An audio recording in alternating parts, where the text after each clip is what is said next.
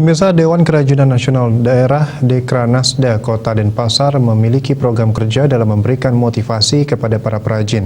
Pelaksanaan monitoring dan evaluasi atau MONEV menjadi salah satu program kerja Dekranasda Denpasar.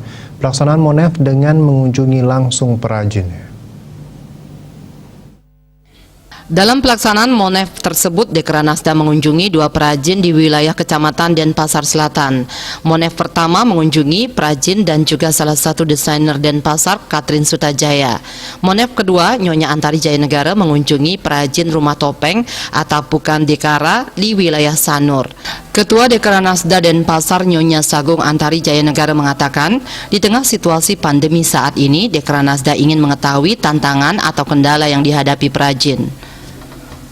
Perajin diharapkan masih tetap eksis dan terus berinovasi. Produk perajin Denpasar memiliki ciri khas, mulai dari produk aksesoris hingga produk kreatif interior rumah tangga, hotel dan villa. Ciri khas produk ini perlu dipertahankan. Dikatakan MONEV menjadi agenda rutin Dekranasda Denpasar dalam meningkatkan daya saing produk perajin Denpasar.